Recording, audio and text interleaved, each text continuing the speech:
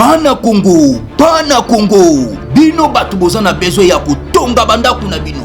BM échafaudage, ezopesa bino planche, shell, sécurité, marzimal et lenda. L'air mutamati, mutakokweya te. Yabiso, eza na ba norme européenne. Yabiso eza ya ba chinois te, ya ba indien te, ya ba libanais te. Un bus sera mis à votre disposition. BM échafaudage, plus de 3500 mètres disponibles. Contact Maman Nangaye, du nouveau à Kinshasa, place Yassur, des amoko na immeuble Emma, des arabes normes, standard, international, et Koyamba, Batunyoso, en famille, en couple, salon VIP, et salle à manger, salle de bain confort et magistral, et des chambres à coucher, cuisine, Kafou, sécurité, ils ont assuré. Connexion internet illimitée, Facebook, TikTok, WhatsApp. Et à Ophélie, groupe électrogène 24h/24h. Courant et Kindakate. Na immeuble Emma. Notre adresse dans la commune de Kalamou, quartier Yolosi, avenue Balinga, numéro 9. Soyez les bienvenus. Immeuble Emma.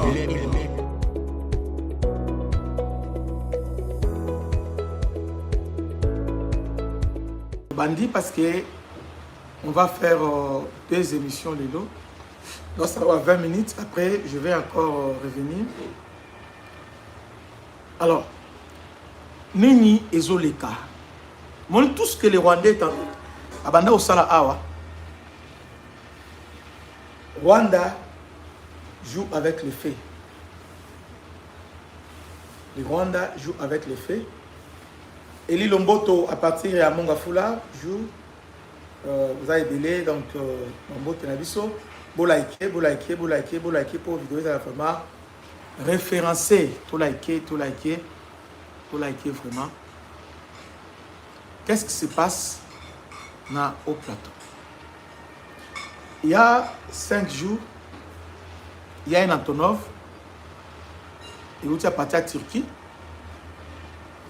Kitina Kigali. Cet Antonov est descendu à Kigali. Pierre Mbala, bonjour. Adrien Moussambote, bonjour. Issa Limbala, bonjour. Donc, Bilononso, Ndeko, Pessouna Mbote. Donc, l'état pour moi, le temps pour moi, on a essayé. Hein? Excusez. Voilà. Le temps pour moi, il y a essayer et il y a contredire ce sujet. Il y a un cargo, il y a Turquie qui est en Rwanda avec les armes. Tout ce que les Rwandais ont au Sala, libérer, Rwanda a la volonté de quitter la RDC. La France a aussi coéquipé le Rwanda. Donc l'Union européenne et la France, pour s'entêter, ils s'entêtent, ils continuent à fournir depuis Matadi, je reste. Donc ils ont continué à fournir des armes dans le Rwanda. Les Rwandais commençaient déjà, ils avaient paniqué, commençaient déjà à se retirer dans certains villages, alors ils avaient un repositionnement stratégique. Sangue, lobby, bazongi, sous et belé affrontement au Saranate, et belé. Kaka lobby wana na Bukavu, ba armes moko eye ba conteneurs ba plus de 30 camions côté avec des conteneurs. À se connaître, d'ailleurs, ce sont des armes qui sont là-bas.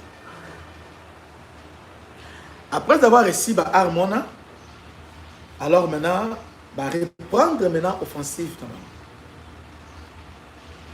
Ils ont repris l'offensive.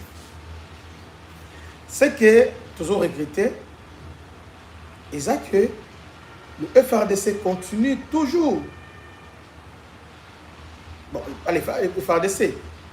C'est-à-dire qu'ils vont continuer de croire que c'est les faits, la bonne volonté à Rwanda. Non. Il faut qu'on intensifie offensive, bah, frappe, tout ces choses-là. Il ne faut pas retarder.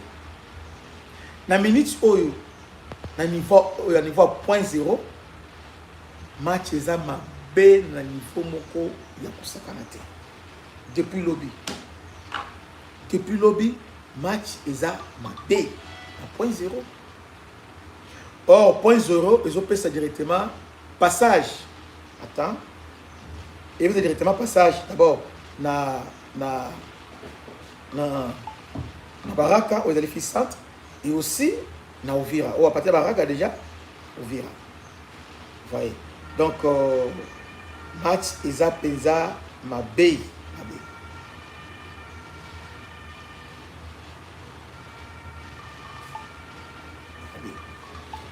Hier déjà, ils avaient repris le point 0. Lobby. Hein? Lobby, ils avaient déjà repris le point 0. Non seulement repris, ça c'était hier.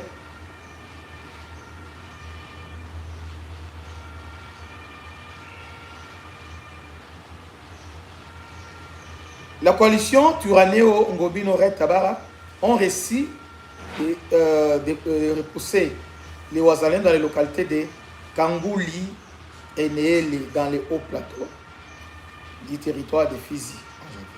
Ils ont pris la direction de Lucinda.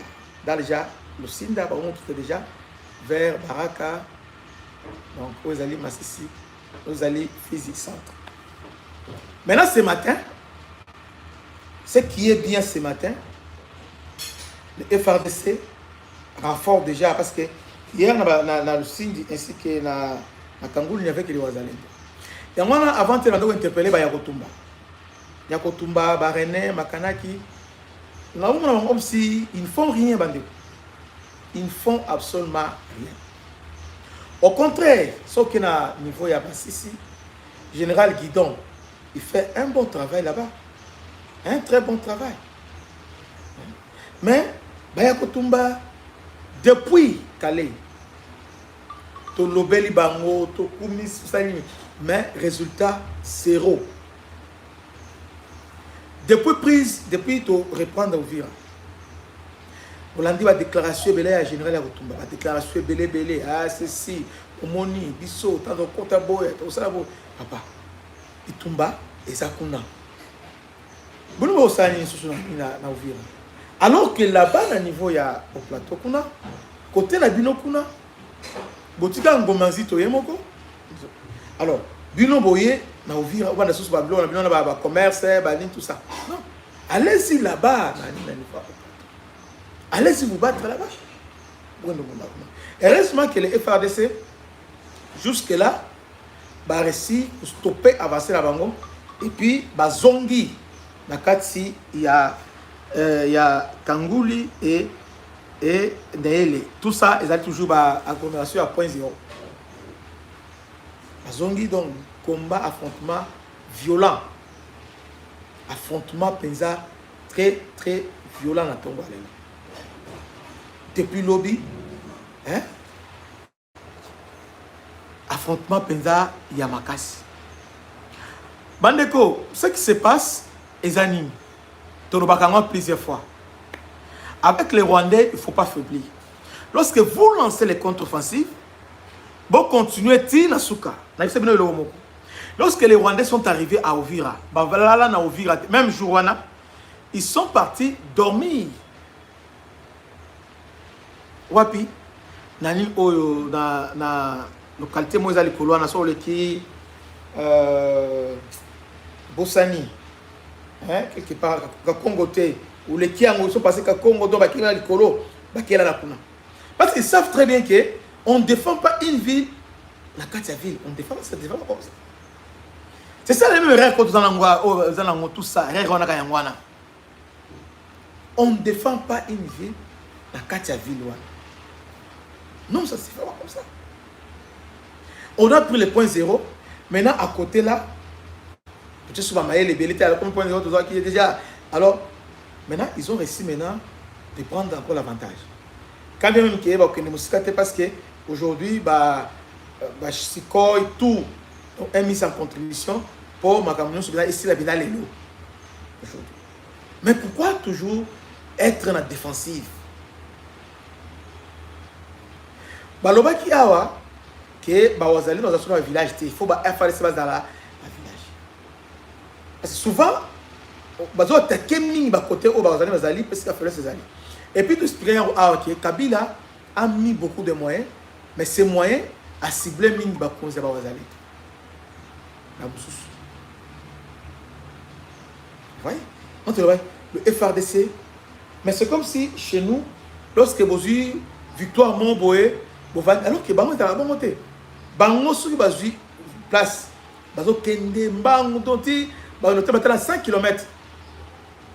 La construire 5 km, alors que ni victoire, ni Nabango, ils ont. Prenons un exemple à Ouvira. Tozu Ouvira. Tozu Kiliba. Sangue, premier Sangue déjà encerclé, Sangue, et là, déjà une semaine avant. D'ailleurs, quand Bango va se retirer, moi je pensais que tu vas se retirer, mais tu vas se retirer, aller venir au Timbalamo, tu quotidien. Dans les mers, va se retirer, tu quotidien. On les a laissés.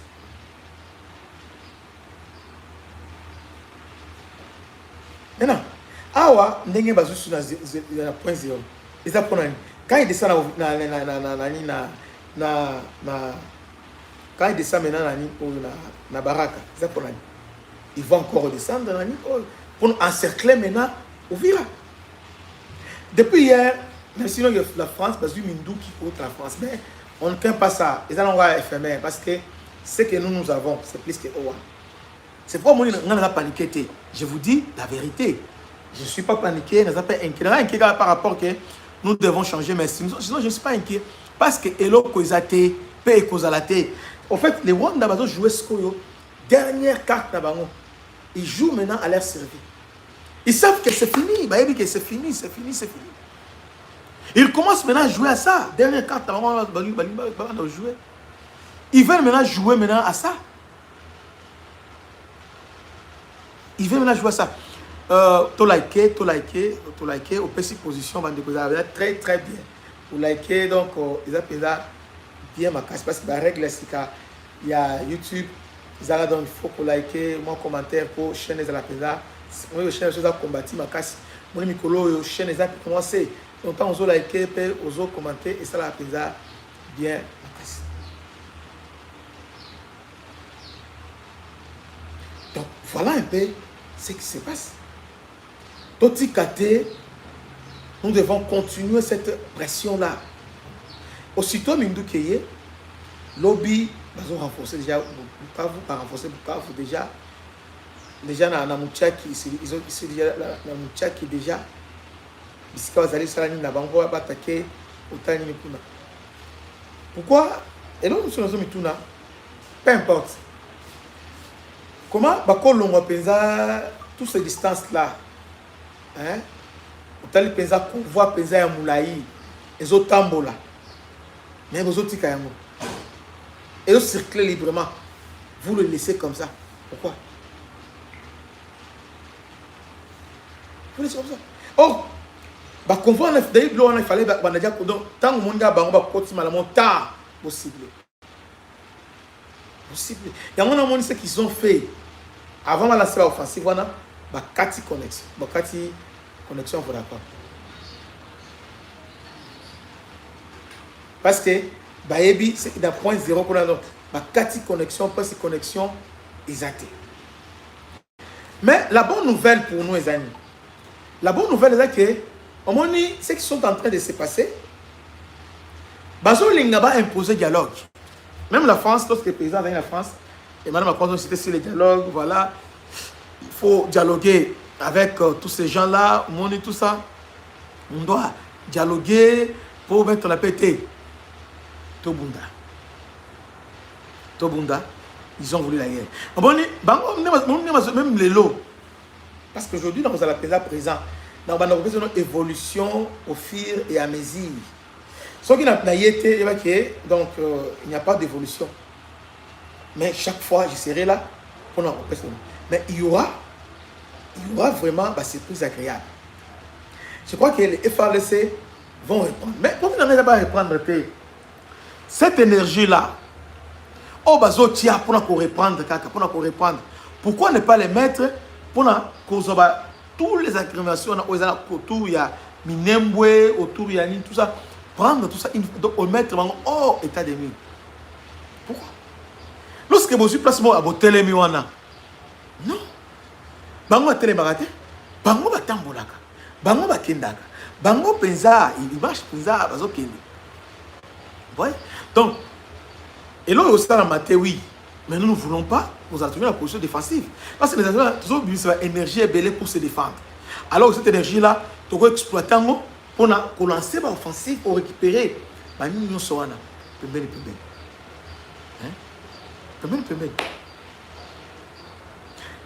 là. Vous savez, les Rwandais, c'est comme si on met la banque ma casse. C'est que bon, moi je commence maintenant à penser que on met la pesa Madjamba.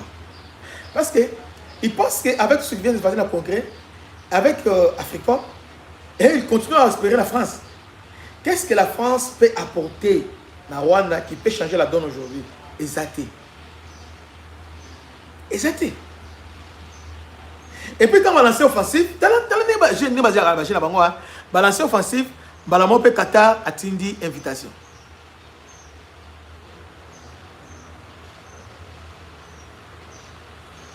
Koko kapa ya babi bambote belé, kapa ya babi bambote ebele. Alors,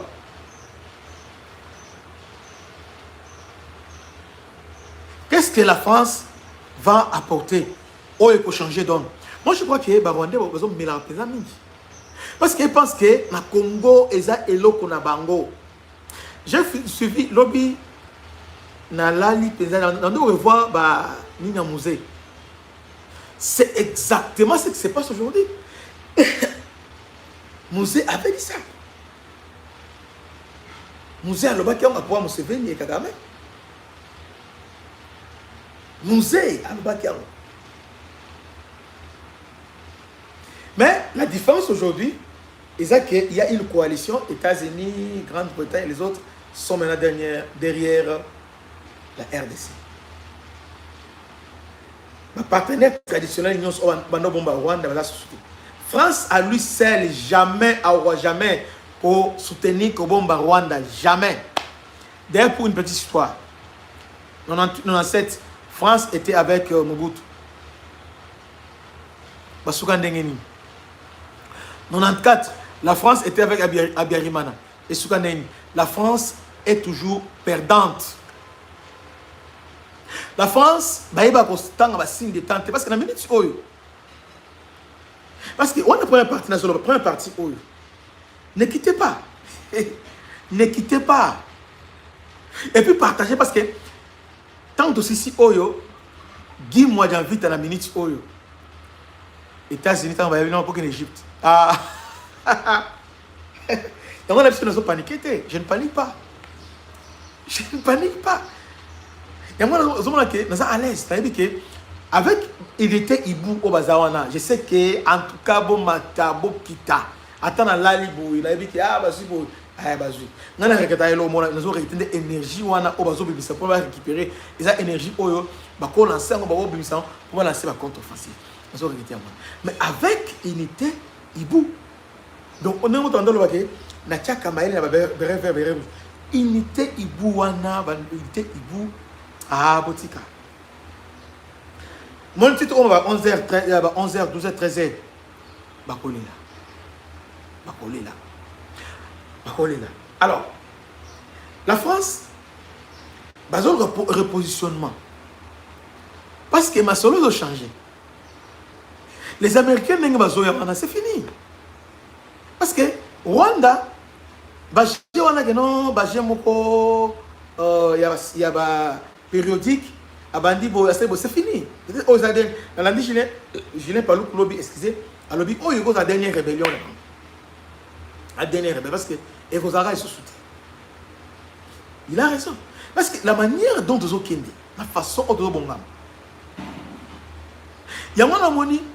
Tant que l'armée Turquie, France, Tindi, allez, allez, malamon, doit y tout ce temps, pendant tout ce temps, Qatar a qui va. Tout ce temps, Qatar a tenu invitation. Ah, il regardait. Maintenant, lorsque le Rwanda a eu avantage, Qatar m'a donné invitation, Boya Awa. Pourquoi ça? Parce qu'ils veulent à tout prix imposer dialogue. Et dans le dialogue, ils ont un terme à référence dans Bango. Dans le dialogue, moi je suis encore Bazonga, Kabila Bazonga, Katumba Bazonga. Non, ça ne sert pas comme ça. Maintenant, qu'est-ce que nous faisons? Et moi, il faut passer que Eli et Géazi. On ne peut pas continuer à voir seulement aux ennemis au Sala. Nous devons aussi voir ce que nous faisons. Aujourd'hui, c'est le Rwanda qui a paniqué. Parce qu'il a dit que c'est la fin. Fin na bango yangoyo, fin ya Rwanda yangoyo. Lobby ministre de la défense de la RDC est arrivé en Égypte.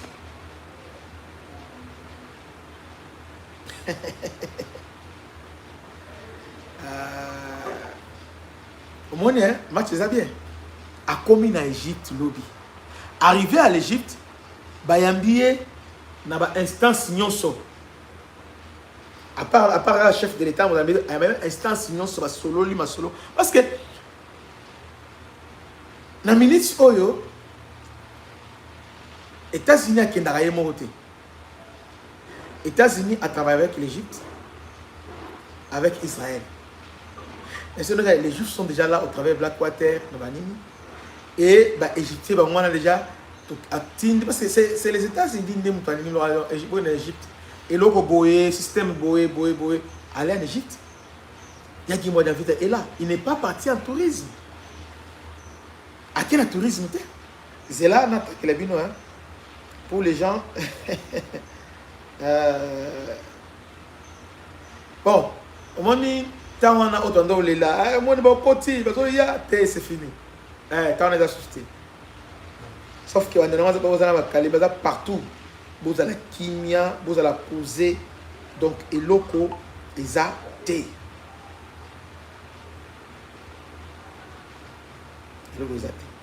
C'est là.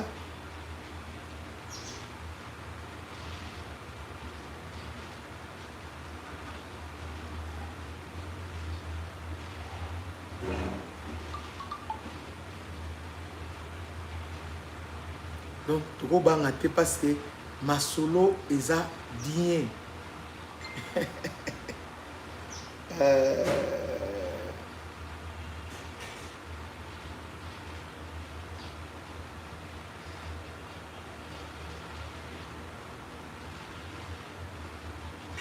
C'est là. On a la image. Lobby en Égypte. Dis-moi dans vite.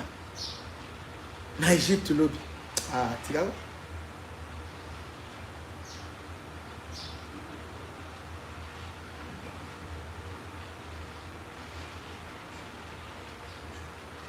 Iwana. Dis-moi dans vita, Iwana lobby en Égypte. T'as là-bas on est en PC. Comment on Iwana en Égypte. So moni les gamins sont paniqués. Sur l'instruction du commandant suprême de FADC, le firme de défense a effectué une mission au Caire, réussie par son collègue. J'aime beaucoup ça.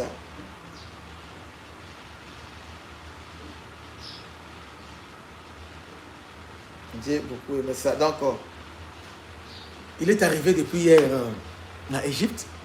Masolo Skoyo, il y a bien bandit. On doit imposer la paix par la force.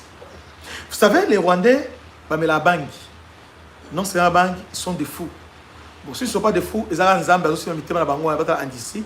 Comme ça, tout le monde va la moko. Et pense, parce que c'est la folie, monsieur. Avec ce qui s'est passé dans le Congrès, tu acceptes de quitter Ouvira. On le repère sang est très bien. Mais à la veille, on va changer directement. Ah, on change. Allez, on s'en est sur la contre-offensive. Tel si il y a place, il y a bazo médiatisé en soutien. Tel que il y a point zéro, il y a monté. Parce que ils savent ce qu'ils préparent. Bazo le belango te. Steve Wemby quand même le belango to. Bazo le belango souté. Et là consigne na bango. Donc bazo ça longo dans la silence tout ça pour éviter la pression il y a américain. Mais ils se trompent lourdement. Les Rwandais n'ont évité parce que la matière nini. Et pense vraiment qu'il y a un moment où avec Trump façon où il va télémi bout. Nandenge Chris Smith a lobby dans le congrès. Façon où va réussir. Et puis Trump et moi ça va qui va frapper. Mais il commence. Non seulement ça. Les Rwandais ont des alliés traditionnels à Makassi. Ce n'est pas la France. C'est l'État et la Grande-Bretagne. Depuis des jours, Rwanda a lancé offensive judiciaire contre la Grande-Bretagne. C'est-à-dire, pour la Bango, on a comme si on a une super puissance, on se comprend. Les Rwandais ont signé avec les Britanniques pour les migrants. Le Premier ministre a annulé les migrants. Mais ils ont déjà bon, il 2 millions, 300 millions, ils ont déjà. Au lieu de zongi sambongo, on a signé un contrat et c'est un beau futa yango. Est-ce que vous comprenez la réflexion à Rwandais?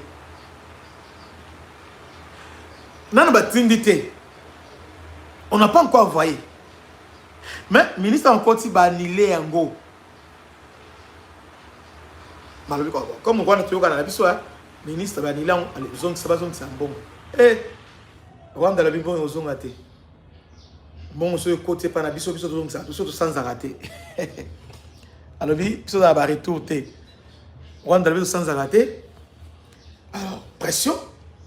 Au lieu que Grande-Bretagne a ça la pression sur le Rwanda, c'est le Rwanda maintenant à qui fonda la cour d'arbitrage, à qui fonda le Royaume-Uni, à traîner devant la justice. Est-ce que vous comprenez ça? Rwanda, t'as là envoûtement. T'as là niveau envoûtement.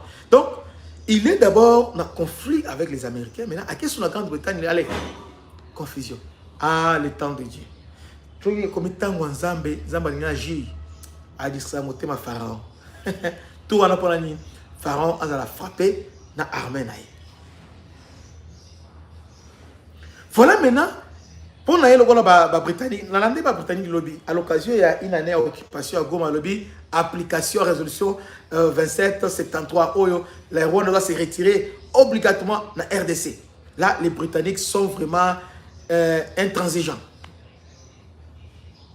Non seulement ça, pour le gouvernement britannique, massacre ADF chrétien, mode opératoire, ce sont des Rwandais. Enquête, non, ce sont des Rwandais qui font ça. ADFT, ça, c'est le mode opératoire de l'armée rwandaise. Tala, envoûtement d'un côté libre. Grande-Bretagne, on s'affronter la Grande-Bretagne. Donc, les Rwandais pensent que Baza a une superpuissance. Baza un pays, alors que c'est un pays fragile qui vit que on va aide par-ci par-là. Un petit pays fragile. Un petit pays, il y a receller. Vous voyez? Maintenant, Awa, Égypte, à côté de Kambala. Parce qu'il y a un Oyo, les États-Unis ont posé un veto, les États-Unis ont privilégié le dialogue. Mais Asko a fait si, à Val, fait vers, à Égypte, elle a fait ça. Mais ça. Alors, Nalingi a libéré Bango. Libéré Bango, Babiloko a besoin. Donc, Afrique Maye va évaluer par rapport à ça. Parce qu'ils vont travailler en symbiose, ils vont travailler en conseil pour neutraliser la position de Bango avancée. Au moment où il va paniquer, il va troubler, il va longuer, il va keboy. Parce que il va frapper place de la wapi, tout ça. Vous avez la chimie. Vous avez la chimie. La tempête arrive. Ouragan, ouragan de l'histoire. Il y a moins de zoya. awa yaki Égypte azali superpuissance africaine à niveau Afrique aza à niveau Afrique azali premier à niveau monde je crois 11e bien 14e si c'est pas 11e à niveau monde Égypte d'abord écart entre na Algérie et Pena Moulay.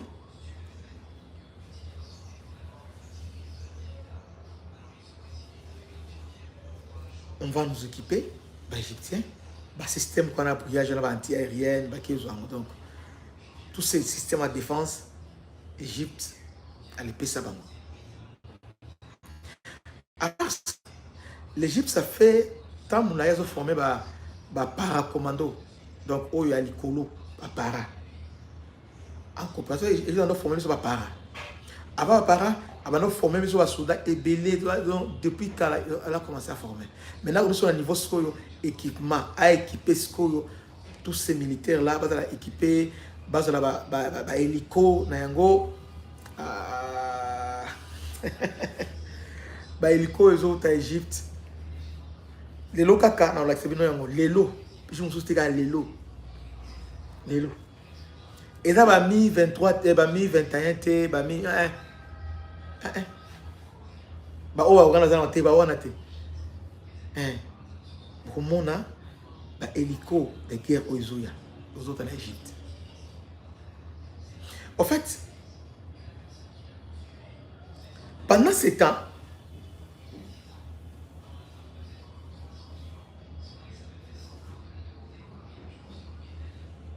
bah, on est en train de nous préparer. Bah, Mkolozoya, Oizoya Liboso, Oi, Bokoyoka, Bokangada Talelo, Mkolozoya Liboso. Donc, au Rwanda, Okoyoka, ce qui va se passer là-bas. Trop, c'est trop. Je dis bien, trop, c'est trop. Trop, c'est trop. Maintenant, je reviens maintenant pour conclure.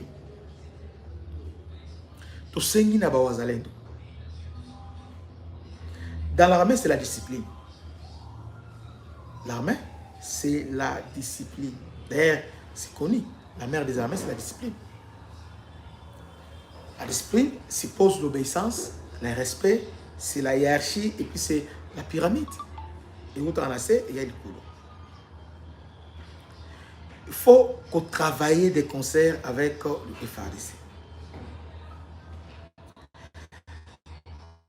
Les FARDC sont déjà dans le Vira, ils protègent avec les Blackwater. Alors vous, allez là-bas. Bukinde.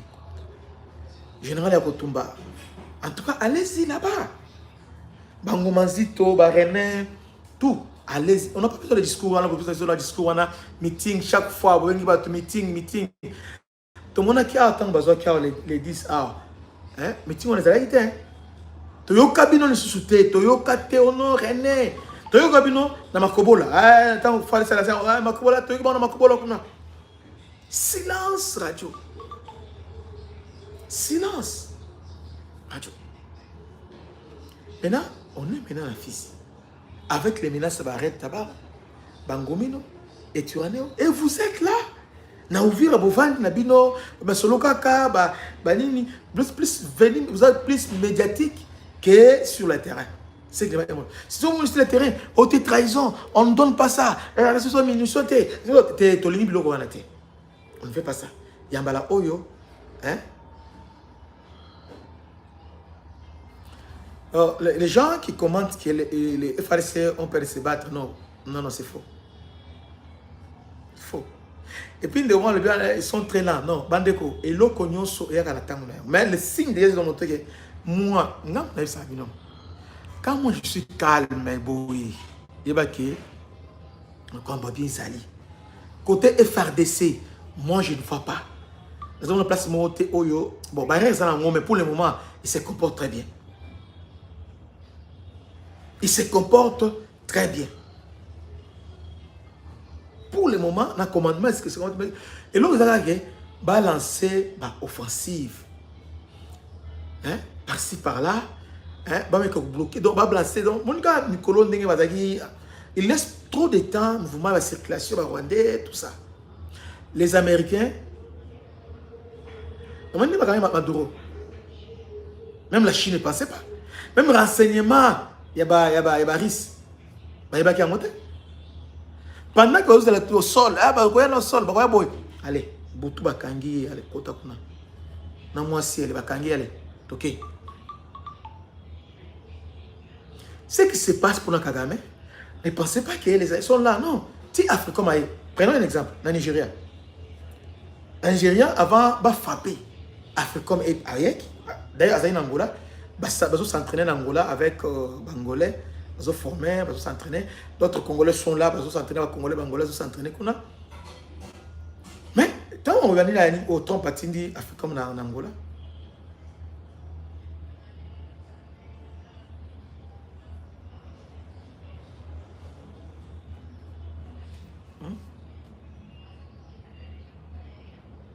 quand ils sont partis dans le Nigeria, quelques jours après, ils ont commencé à bombarder, à cibler la position, il y a beaucoup Haram. Il y a beaucoup Haram. Tous à la patience. Guerre Oyo et Kominasuka. Le fait que l'arbitre, on a peur de quoi? De quoi à ton père?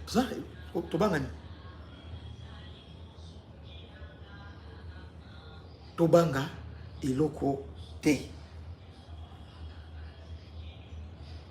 Tobanga eloko te. Tobanga eloko te. Match eza bien. Mikolo ezoya ekozala mabe makasi pour les Rwandais. Mon chaque chose eza toujours bongo. Moni skende boy, salaboy, bakeboy. Mais na minute oyo nous sommes en pole position. Nous devons saluter.